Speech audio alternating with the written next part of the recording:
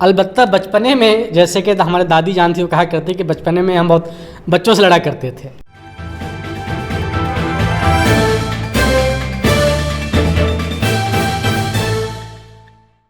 وطن سماچار میں آج ہمارے ساتھ وشیش بات چیت میں موجود ہیں ڈاکٹر جہانگیر حسن مصباحی صاحب. ڈاکٹر صاحب خضر راہ کے ایڈیٹر ہیں. خضر راہ یہ اردو اور ہندی دونوں زبانوں میں ایک میگزین نکلتی ہے. سید سراواں الہ آباد خانقاہ عارفیہ سے یہ میگزین نکلتی ہے، جامعہ عارفیہ، جس میں ہزاروں بچے پڑھتے ہیں اور اب تک سینکڑوں بچے فارغ ہو چکے ہیں. ڈاکٹر صاحب آپ کا استقبال ہے. جی شکریہ آپ کا.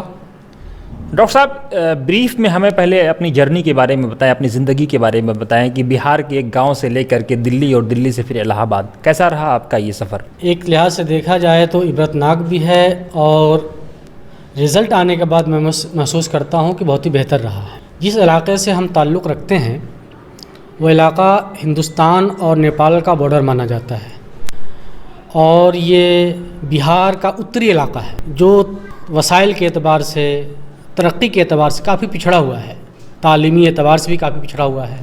اکا دکا لوگ ایسے تھے اس زمانے میں جو پڑھنے کی طرف رغبت کرتے تھے یا ان کے گھر والے ان کو پڑھانے کی کوشش کرتے تھے، لیکن زیادہ تر لوگ ایسے تھے جو اپنے بچوں کو مزدوری کے لیے بھیجا کرتے تھے. پیسہ کسی طرح پیسہ آ جائے کیونکہ ضرورت تھی، ان کی زندگی اس کے بغیر چلنی محال تھی. تو ایسے حالات میں ہم خوش قسمت رہے کہ ہمارے دادا جان جن کا نام ولی محمد تھا وہ پڑھے لکھے تھے اپنے زمانے کے اعتبار سے اور مولوی صاحب کے نام سے مشہور تھے. تو چونکہ ہمارے دادا جو تھے پورے علاقے میں مشہور تھے، ان کی ایک حیثیت تھی، تو یہ دادا ہی کا فضل و کرم ہے ہمارے اوپر کہ انہوں نے ہمیں پڑھنے کی طرف راغب کیا. انہوں نے اور جگہ جہاں بھی ضرورت ان کو معلوم ہوتا تھا کہ یہاں پڑھائی اچھی ہوتی ہے یا یہاں بہتر ایجوکیشن ہے تو ہم کو وہاں لے جاتے تھے اور وہ وہاں کے اساتذہ سے، چاہے وہ ماسٹر ہوں چاہے مولانا ہو، سب سے ملواتے تھے اور اپنے دل کی بات کرتے تھے کہ میں اپنے پوتے کو اس طرح بنانا چاہتا ہوں. تو ہم اپنے دادا کے شکر گزار ہیں اور اللہ ان کو اپنی رحمت کے سائے میں رکھے، ان کی مغفرت فرمائے کہ ان کے ذریعے میں جو کچھ بھی ہوں آج یہاں پہنچا ہوں. والد صاحب چونکہ ہمارے باہر زیادہ تر رہتے تھے تو ان کی توجہ تو ہمارے پاس رہی لیکن بہت کم رہی. جب وہ گھر پہ آتے تھے توجہ کرتے تھے، ورنہ تو باہر رہتے تھے. تو ہم دادا کی پرورش میں، دادا کی نگرانی میں ہمیں جو کچھ ملا ہے. یعنی آپ کے اس چیز سے ایک چیز سمجھ میں آتی ہے کہ اگر باپ گھر سے باہر ہے، روزی روٹی کی تلاش میں ہے، تو کم سے کم گھر پہ ایک ایسا ذمہ دار مکھیا ہونا چاہیے جو بچوں کی پرورش ہے، ان کی دیکھ بھال کرے. جی یہ بہت ضروری ہے. زندگی گزارنے کے دیگر وسائل کے ساتھ ساتھ بچوں کی تعلیمی سفر کا بھی مسئلہ آتا ہے اور تعلیمی ترقی کا بھی مسئلہ آتا ہے. لیکن ڈاکٹر صاحب آپ بیچ میں دلی آئے اور دلی کے رنگ برنگے ماحول کو، بھاگ دوڑ بھری زندگی کو چھوڑ کر کے آپ جامعہ عارفیہ سید سراواں الہ آباد سے جڑے، اس کا کیا قرار رہا؟ سب سے پہلی بات تو جس وقت ہم جامعہ شریفیہ میں پڑھا کرتے تھے تو ہمارے ایک دوست تھے نثار صاحب. چونکہ ہم لوگ مدرسہ کے ماحول سے واقف تھے تو ایمانداری کی بات یہ میں کہوں کہ میں مدرسے کے حالات سے اور جو کچھ میں دیکھتا تھا مکمل طور سے مطمئن نہیں تھا. بہت ایسے حالات تھے جس کو بیان کرنا مشکل ہے یہاں پہ. تو میں مدرسے کی تعلیم حاصل کرنے کے باوجود میں یہ چاہتا تھا کہ کالج کی طرف جاؤں اور ہم لوگوں نے پروگرام بھی بنایا. اس کے تحت ہم لوگ جامعہ ملیہ بھی گئے اور وہاں سے تعلیم مکمل کرنے کے بعد ذہن میں بات آئی کہ لامحالہ معاشی مسائل سامنے آئے کہ پڑھائی کے بعد کچھ اس طرح توجہ دی جائے. تو ہمارے دلی کے ایک دوست تھے مولانا شوکت علی صاحب، وہ شروع ہی سے ہمیں اپنے ساتھ رکھنے کی کوشش کرتے تھے اور مجھ سے کچھ نہ کچھ کام لیتے رہتے تھے وہ.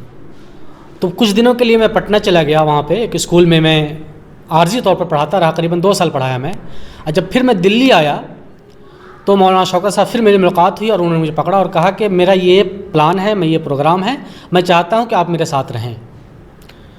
اور دلی میں ایک بٹلہ ہاؤس پہ ایک ہے بابا خضر نام کی جگہ ہے، ایک قبر ہے، روضہ کہہ لیجیے اس کو آپ. یعنی بابا خضر سے ہی خضر راہ سے آپ جڑ گئے؟ جی وہیں پہ پہلی ملاقات ڈسکشن ہم لوگوں نے پلان کیا اور سید سراواں کے بارے میں انہوں نے ذکر کیا. پہلے تو ہم سنتے تھے، جیسے یہاں پہ مولانا جیشان وغیرہ تھے، مولانا ضیاء الرحمان وغیرہ تھے، اس سے جڑ چکے تھے. باوجود ہے کہ یہ لوگ جامعہ ملیہ میں پڑھتے تھے، جنوں میں پڑھتے تھے لوگ، لیکن ہم ایک سنا کرتے تھے کہ وہاں پہ ایک شیخ ہیں اور اس طرح کام کرتے ہیں اور اس طرح کے وہ جذبہ رکھتے ہیں. تو میرا ابھی دل مائل نہیں ہوتا کہ میری ملاقات نہیں تھی. لیکن اور دل مائل کیسے بھی ہوتا ہے کیونکہ علماء کے بارے میں لوگ کافی بدظن بھی رہتے ہیں. جی ہاں، یہ بھی ایک فیکٹ ہے کہ جو علماء ہمارے درمیان جو رہتے ہیں اور ان کے جو معاملات ہیں ان سے بھی واقعی کچھ نہ کچھ حد تک بدلی تھی، تو میرا ذہن اس طرح مائل نہیں ہوتا تھا. لیکن مولانا شوکت صاحب نے اس حوالے سے میاں حضور سے ہماری ملاقات کرائی. تو پہلی ملاقات میری ہوئی تھی ذاکر نگر میں دارالقلم کی ایک مسجد ہے، وہیں پہ آپ تشریف فرما تھے، وہاں میری ملاقات ہوئی. اور پہلی ملاقات میں جو ایک دل میں کیفیت ہوتی ہے نا کہ کسی سے ملنے کے بعد یا کسی کو دیکھنے کے بعد لگے یار نہیں اچھی جگہ پہ ہم آئے ہیں، تو یہ میرے دل میں محسوس ہوا اور اسی وجہ سے دھیرے دھیرے ہوا. اور آخر یہ 2012 میں ہم سید سراواں آئے اور یہاں بھی اس سید سراواں میں قریباً 2 سال تک آنا جانا لگا رہا. لیکن دلی چھوڑنے کا کارن کیا رہا؟ دلی چھوڑنے کا کارن 2 رہا. ایک تو ہم یہاں سے میگزین سے جڑے ہوئے تھے، جو میگزین یہاں سے نکل رہی تھی، اور دوسری کارن بار بار یہاں پہ آنا اور جانا اور شیخ سے ملنا اپنے. تو ان کے جو معاملات تھے اور ان کے جو جذبات تھے، ان کے جو بیانات تھے، یہ ہمیں مجبور کر دیا کہ نہیں یہاں رہنا بہتر ہے. جو اطمینان اور جو سکون یہاں میسر آیا، باوجود ہے کہ ہم لوگ دلی میں بہت کچھ کماتے بھی تھے، بہت کچھ حاصل بھی کرتے تھے اور بہت اپنی طرح آزادانہ زندگی بھی گزارتے تھے، لیکن وہ سکون نہیں تھا. لیکن وہ سکون نہیں تھا جو یہاں آنے کے بعد کچھ دنوں کے بعد مجھے محسوس لیکن ہوا. ڈاکٹر صاحب میرا ایک تیکھا سوال ہے کہ آپ کے دوستوں سے بات چیت کے بعد، آپ کی پروفائل پڑھنے کے بعد یہ پتہ چلا کہ آپ کافی جذباتی ہیں. لیکن یہ جذبات ہے تو یہ بھی دیکھنے کی ضرورت ہے کہ یہ جذبات کوئی ایسی نہیں ہے کہ ہم ان سے دشمنی رکھتے ہیں یا کچھ ایسا، کچھ نہ کچھ اخلاصی ہوتا ہے کہ ہم یہ چاہتے ہیں کہ ہمارے ساتھ جو بھی جڑیں اور کام کریں تو کم سے کم ایک دوسرے کا خیال ہونا چاہیے. علماء کے بارے میں ڈاکٹر صاحب یہ پرسیپشن ہے، کیونکہ یہ ایک عالم دین بھی آپ ہیں، کہ مولوی 2 روپے 500 1000 2000 سے آگے نہیں سوچتا ہے، لیکن آپ تو ماشاءاللہ ڈاکٹر بھی بن گئے، اب آپ ایڈیٹر بھی ہیں، تو یہ کیسے آپ نے اپنی زندگی میں بدلاؤ کی کوشش کی؟ نہیں، یہ تو غلط ہے کہ مولوی سوچتا نہیں ہے. اصل بات یہ ہے کہ مولوی حضرات یا مولانا جو مدرسے کے فارغین ہیں، وہ جس ماحول سے نکلتے ہیں اس ماحول میں تھوڑی سی کمی ہوتی ہے کہ ان کو گائیڈ نہیں کیا جاتا، ان کی کاؤنسلنگ نہیں کی جاتی ہے، ان کو بتایا نہیں جاتا کہ آپ یہ کام بھی کر سکتے ہیں. اور جو بچے ایک جذبہ رکھتے ہیں یا ایک پلان رکھتے ہیں کہ نہیں ہمیں یہ بھی کام کرنا ہے، فطری طور پر خدا کی طرف سے اس کے دل میں بات پیدا ہوتی ہے، تو جب باہر نکلتے ہیں تو لامحالہ ان کے اندر صلاحیت ہوتی ہے، البتہ وہ موقع نہیں ملتا، اس کو نکال نہیں پاتے ہیں. تو آپ یہ مانتے ہیں کہ مدارس میں کاؤنسلنگ کی ضرورت ہے، بچوں کو ایک سمجھانے کی ضرورت ہے کہ آپ یہاں سے فراغت کے بعد ڈاکٹر بھی بن سکتے ہیں، انجینئر بھی بن سکتے ہیں، IAS بھی بن سکتے ہیں، کچھ بھی بن سکتے ہیں. جس طرح ہم جلسہ جلوس سب کچھ کرتے ہیں، سیمینار کرتے ہیں اور یوم آراس مناتے ہیں اور جو بھی مناتے ہیں، اس کے ساتھ ساتھ سال میں کم سے کم 2 بار، ایک تب جب بچے مدرسے میں داخلہ لے لیں جو رمضان کے بعد عید کے بعد ہوتا ہے، اور ایک جب وہ فراغت کا وقت آتا ہے تو اس وقت بھی ان کی کاؤنسلنگ کی جائے کہ آپ نے فراغت حاصل کر لی، آپ کی ذمہ داری کیا ہے اور آپ کس کس فیلڈ میں جا سکتے ہیں. اور الحمدللہ پہلے کی بنسبت جس وقت ہم لوگ مدرسہ سے فارغ ہوئے اس وقت سے لے کر آج تک کافی بدلاؤ آئے ہیں اور کافی بیداری آئی ہے. اب خود طلبہ ہی الحمدللہ کہ جو فارغین نکلتے ہیں اپنے بعد والے ساتھیوں کو، اپنے بعد والے مولانا کو یہ گائیڈ کرتے ہیں کہ اگر یہ کرنا چاہتے ہیں تو اس فیلڈ میں آپ جا سکتے ہیں اور ان کا تعاون بھی کرتے ہیں. تو یہ بڑی خوش آئند بات ہے. لیکن ڈاکٹر صاحب آج کے ماحول میں ہم یہ دیکھ رہے ہیں کہ ایک بڑا طبقہ مسلمانوں میں ہو یا دوسرے لوگوں میں ہو، علماء کو لے کر کے بدظن ہوتا جا رہا ہے. علماء کو نعوذ باللہ گالیاں دی جا رہی ہیں، جو دین کے محافظ ہیں، جو دین کی نشر و اشاعت کے لیے، اس کے فروغ کے لیے کام کرتے ہیں. اس کی کیا وجہ ہے؟ اس کو کیسے دور کیا جائے؟ علماء بھی انسانی ہیں، فرشتے نہیں ہیں. جس طرح عام انسانوں سے یا دنیاوی انسانوں سے ڈاکٹرز، انجینئرز، جو نیتا ہیں، جو بڑے بڑے عہدے پر ہیں، ان سے بھی غلطیاں کبھی کبھی نہیں ہوتی ہیں، تو ان کو تو لوگ برا بھلا نہیں کہتے. علماء کو اصل بات کچھ لوگوں نے یہ سمجھ رکھا ہے کہ یہ بالکل فرشتہ صفت ہوتے ہیں، جبکہ یہی ان کی غلط فہمی ہے. علماء فرشتے نہیں ہوتے. البتہ یہ ہے کہ علماء کی ذمہ داری دینی اعتبار سے بھی، سماجی اعتبار سے بھی، اخلاقی اعتبار سے زیادہ بنتی ہے. یہ مانتے ہیں ہمیں، کیونکہ وارث انبیاء ہوتے ہیں وہ، تو ان کو کوشش کرنی چاہیے کہ ان چیزوں سے بچے. لیکن خدا نخواستہ فطرت انسانی کے تحت کوئی چوک ہو جاتی ہے، کوئی بھول ہو جاتی ہے، تو عوام کو بھی نظر انداز کرنا چاہیے اور موقع دینا چاہیے. تو دونوں طرف سے تھوڑی بہت کمی ہے. کچھ علماء کی طرف سے کمی ہے کہ وہ لوگ ایسی حرکت کرتے ہیں، نہیں کرنے، بچنا چاہیے کیونکہ ان پر عوام کی نظر رہتی ہے. سر ڈاکٹر صاحب یہ بتائیں آپ کہ آپ کی جو میگزین ہے خضر راہ اور آپ کا جو ادارہ ہے جامعہ عرفیہ، یہ دوسرے اداروں سے یا دوسرے میگزین سے ممتاز کیسے ہو سکتا ہے یا کیسے ہے؟ اب ممتاز کیسے ہیں یہ تو آپ لوگ بہتر بتا سکتے ہیں کہ آپ لوگ ہمارے میگزین کو پڑھتے ہیں یا جو بھی قارئین ہیں وہ بہتر بتا سکتے ہیں. اور بھی میگزین جو نکلتی ہیں ان کا مقابلہ کر کے وہ بہتر طور پر جج کر سکتے ہیں، فیصلہ دے سکتے ہیں. ہم یہ چاہتے ہیں کہ زمانے کے اعتبار سے، حالات کے اعتبار سے جو دین ہماری رہنمائی کرتا ہے کہ کس حالات میں کیسے زندگی گزاری جائے، کس معاشرے میں کس طرح معاملات کیا جائے، تو وہ ہم کوشش کرتے ہیں کہ حالات حاضرہ کے ساتھ دینی باتوں کو پیش کیا جائے اور جدید انداز میں پیش کیا جائے، کیونکہ ہر چیز ترقی کر گئی ہے اور لوگوں کا ذہن بھی ایک ترقی یافتہ ہو گیا ہے، تو ہم پرانے دھرے پہ اگر چلیں گے تو بات قابل قبول نہیں ہوگی۔ اس لیے ہم کوشش کرتے ہیں کہ لوگوں کی جو ڈیمانڈ ہے، جو ان کا مطالبہ ہے، جدید ذرائع ہیں، اس کو استعمال کرتے ہوئے بات بہتر سے بہتر انداز میں پیش کی جائے، یہ زیادہ مفید تر ہے جہاں تک میں سمجھتا ہوں۔ جو بچے ہوتے ہیں عموماً ہم نے دیکھا ہے کہ اپنے اساتذہ ہوں یا اپنے ٹیچرز ہوں یا اپنے جو گارجینس ہوں، ان کے بارے میں بھی کہیں نہ کہیں کئی بار مذاق یا ان کے کئی بارے میں کچھ ان کی کہانیاں نقل کرتے ہیں اور اس کے بعد ہنستے ہیں، کہہ لگاتے ہیں۔ لیکن آپ کے جو شیخ ہیں ان کے بارے میں ہم نے سنا ہے کہ کوئی بھی آئے، دشمن بھی آئے تو ان کا بن کر کے رہ جاتا ہے، اس کا کیا کارن ہے؟ یہ تو سمپل سی بات ہے، اس میں تعجب کی بات نہیں ہے۔ البتہ تعجب اس لیے لوگ کرتے ہیں کہ اس زمانے میں ایسے لوگ خال خال ملتے ہیں، مطلب اس ماحول میں، گندگی بھرے ماحول میں، اس کا کہتے ہیں مارا ماری کے دور میں، تعصب کے دور میں لوگ کم ملتے ہیں، اس لیے لوگ ذرا یقین نہیں کرتے ہیں۔ حالانکہ اگر وہ سیرت رسول کو دیکھیں اور ان کے نائبین کا ایک نقشہ اگر ان کے ذہن میں ہو تو یہ کوئی تعجب کی بات نہیں ہے۔ اچھا ایک چیز اور بتائیں، آپ کے جو شیخ ہیں شیخ ابو سعید شاہ احسان اللہ صفوی محمدی، ان کے بارے میں یہ بات کہی جاتی ہے کہ دشمن آئے تو اس کو گلے لگاتے ہی لگاتے ہیں، لیکن اس کو کھلاتے بھی ہیں، پلاتے بھی ہیں، تحفے تحائف سے بھی نوازتے ہیں۔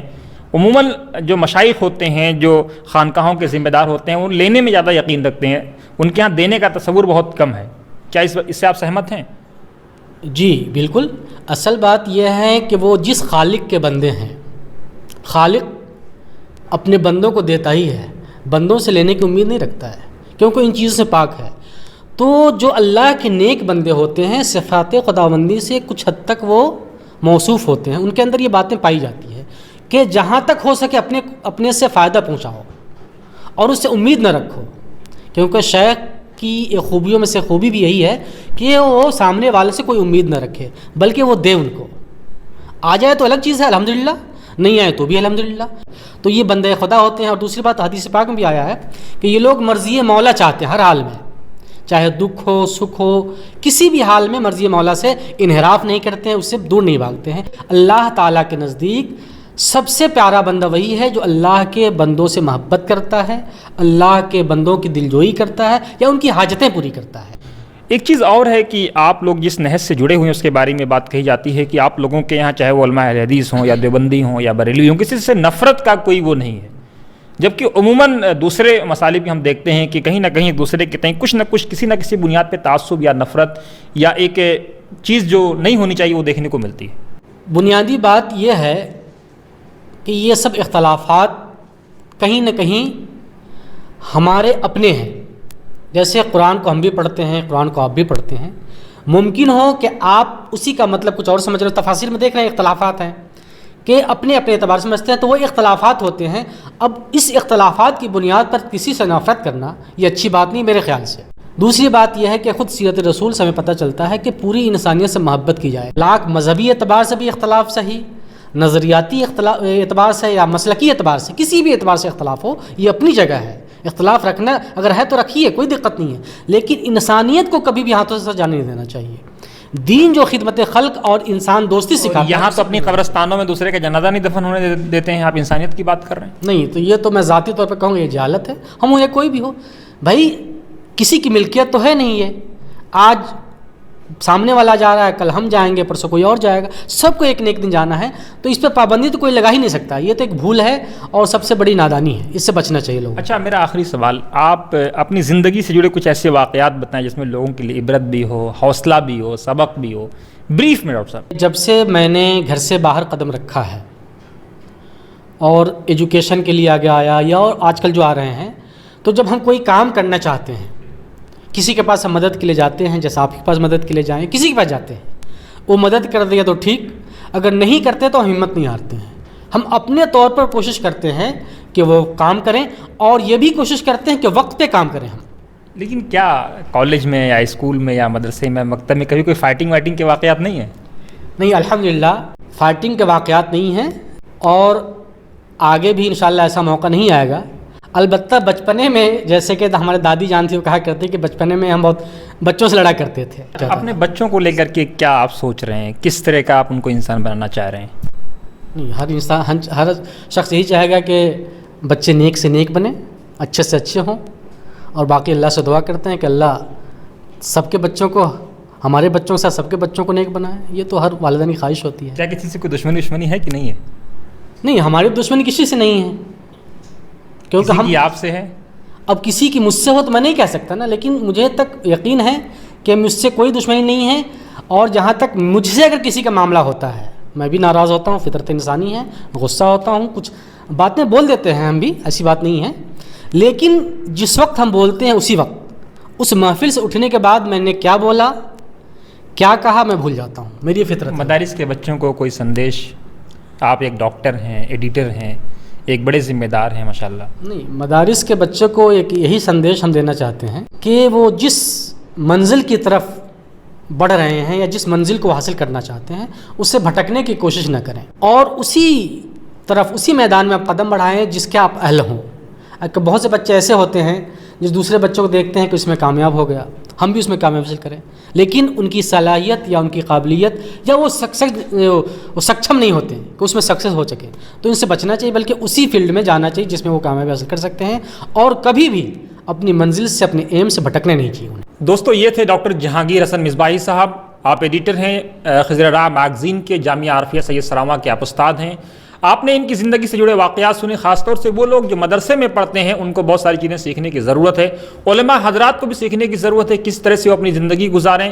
بہت ساری ان کی زندگی میں اتار بھی ہیں, چڑھاؤ بھی ہیں. ہم امید کرتے ہیں کہ آپ کو ہمارا انٹرویو ضرور پسند آیا ہوگا. اگر آپ کو پسند آیا تو ضرور آپ اس کو شیئر کریں, لائک کریں, سبسکرائب کریں, اور آگے زیادہ سے زیادہ لوگوں تک پہنچائیں تاکہ لوگ ڈاکٹر جہانگیر حسن مصباحی صاحب کی زندگی سے ایک سبق لے سکیں, اور سبق لے کر کے ان کو اپنے اندر ایک حوصلہ ہو لڑنے کا, آگے بڑھنے کا اور ترقی کرنے کا. بہت بہت شکریہ. آپ دیکھتے رہیے وطن سماچار.